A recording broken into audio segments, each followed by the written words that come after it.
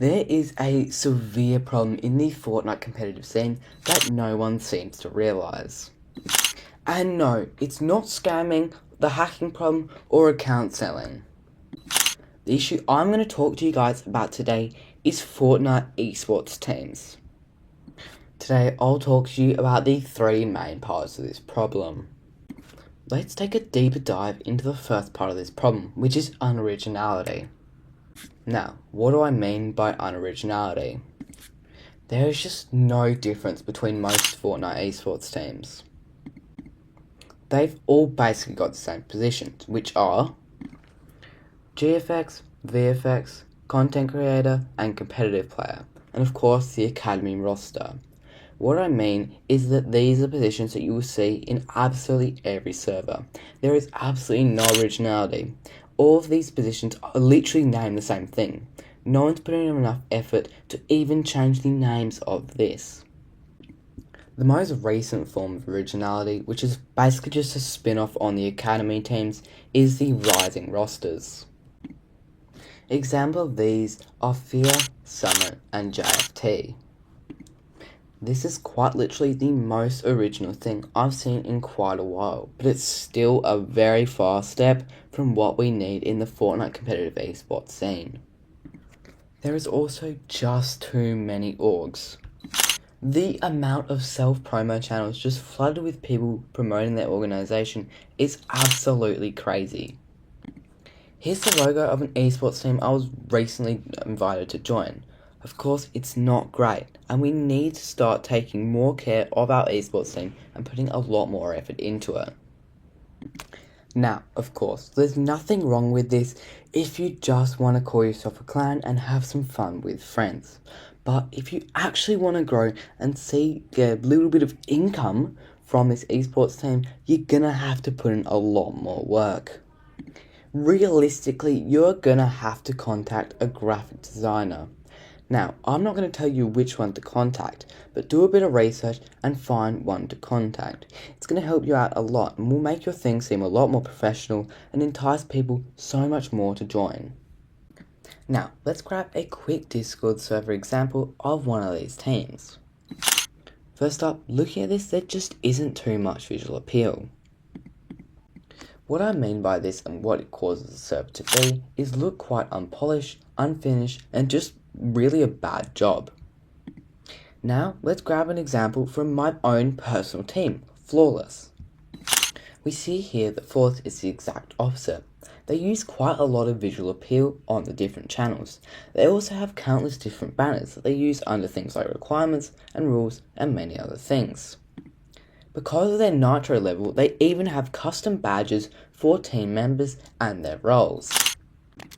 This is an example of a very well polished Discord server, and this is personally one of my favourites that I could find.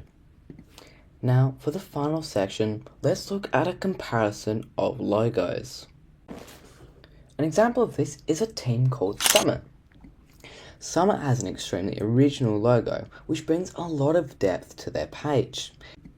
It's also quite minimalistic, and if I wanted to keep going on with all the details in Summit's logo and banner, I could. But I won't, so now let's look at the logo of a worst team. This is a team called Secret. We can tell that the logo hasn't had much effort put into it. Obviously, they've just used a font that they would call cool and put a little PNG on it. This, although I don't want to be mean, is not great. What they should have done here is just paid a graphic designer. If I had seen this exact video but with a different logo, I would actually feel a lot more entitled to join. But because of this, we can tell that it put really not much effort into it. We know that this is not a team we should be joining. So, for teams that are trying to improve, you need to get your logo set straight. When I'm looking for a team to join, one of the main things is looking for a good logo. That tells me that the esports team is actually trying to put some money and actually trying to invest in themselves and their future. This tells me the esports team will actually potentially grow to something and means that I could be a very viable part of the team. Enough of that though, let's move on to one of the darker parts of Fortnite esports. That is organisation scamming, unpaid members, and much, much more. An amazing example of this is the esports team known as Edgy. Edgy was a new esports team who entered the scene by signing a very large number of players in a very short amount of time. These actions were notoriously a sign that there was something fishy going on. Because of this, people started to look in further and they found this. A team member called Edgy Brando. Brando was missing half of his agreed payment with Edgy and was suspiciously kicked for new ownership. False promises from Edgy led to missing payments for Brando. Then, their owner, NJW, supplied cheaters with firmware and paid to be carried in tournaments. A conversation with Fortnite player Sandman shows that MJW supplied a cheater named Hazard with cheats and firmware, then had him play an event with him where they earned $3,750 USD. One of the other things with this was them stealing social media posts. Of course, it's a lot smaller, but it's kind of stupid.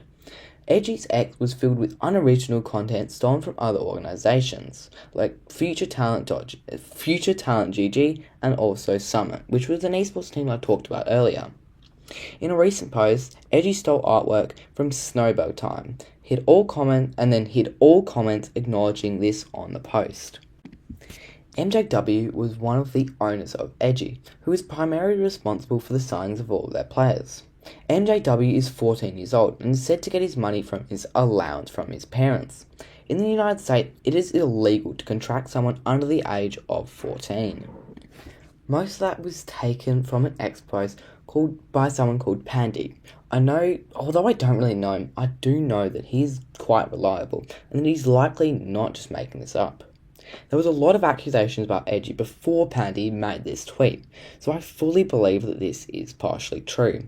However, Edgy has apparently turned a new leaf. With new management and a lot of people now helping, I'm assuming they've probably gotten a lot better. NJW also recently left the esports team, so I'm assuming that they got quite a lot better. So, because of this, take this as a grain of salt. I cannot guarantee if Edgy was scamming their players or if they were making any of the practices that I mentioned earlier actually true, but I can say that this is one of the countless examples of Fortnite esports teams scamming their players. There was also a previous thing with a different team. Although I don't know the name, I'll link the video where Reese Hub exposed them down below. This is a great watch, and honestly, I love Reese, so go show him some love down below. Now we move on to one of the other problems with esports teams, or rather the problems they create. One of the main one of these is something called FOMO, or fear of missing out. What I mean by this is with everyone's favourite pro player being signed to teams and rosters, a lot of smaller people and small creators like myself get very worked up trying to get into a team. This basically allows small and crappy teams to get away with cutting corners on things like their logo and many other things such as investors. Through this, and with all the players wanting to join an esports team, it really creates a pretty toxic environment. Horrible esports teams get quite a lot of attention because of these worst players joining them. This gives them very large discord, but not much influence on anything in the actual game.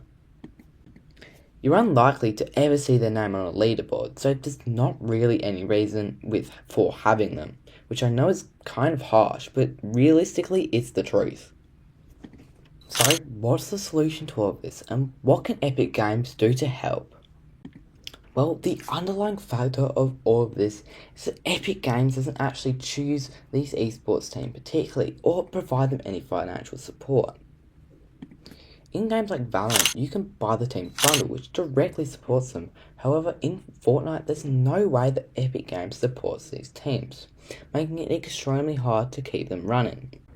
So, what can Epic Games do that'll give us a solution?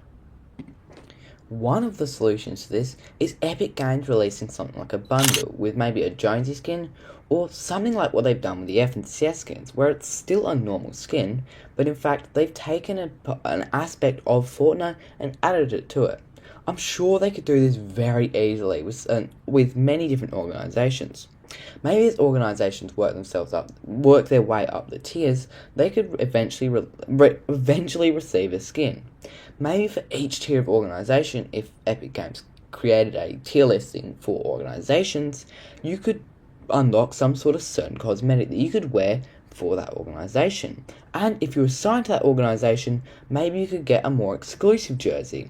That way, being tied to an organisation actually means something, and people don't just randomly leave and join again.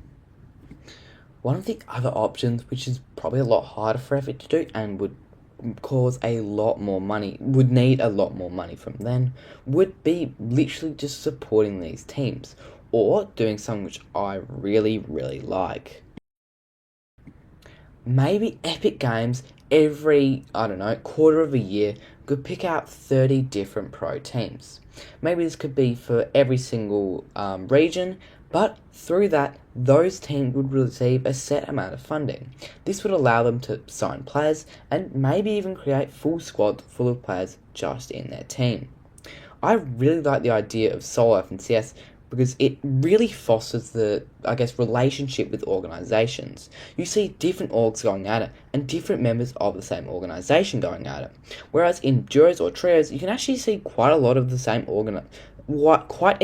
players from the same organisation on the same team, like Cooper and Canada did last year, which was a team I really enjoyed to watch. One thing that holds Fortnite organisations back is that most of them don't really do a lot of content. You would get so much more revenue, even if it was through YouTube and you actually couldn't generate revenue through that, you would generate so much hype around your branding or organisation if you just uploaded quite a lot onto YouTube, like what Agent did. Agent that back then was a huge household name in the Fortnite organisation scene. Yeah, it's because they had Peterbot, but it's because they did a huge amount of content, which really helped build their brand. But Epic Games is a multi-billion-dollar company. I'm sure they could work something out in collaboration with a bunch of organisations, but as I just said earlier, that's a great step in the right direction with those different skins and bundles, like what they've done in Valorant. Anyway guys, that has been the problem with Fortnite esports teams or organisations. Thank you so much for watching, and if you have enjoyed, please remember to like, subscribe down below to let me know that you do enjoy this type of content. Leave a comment about your favourite esports team and what Epic could do to combat the esports team crisis, and make sure to watch another video of mine. I'll probably link a couple, but again guys, thank you so much for watching, and we'll see you in the next video.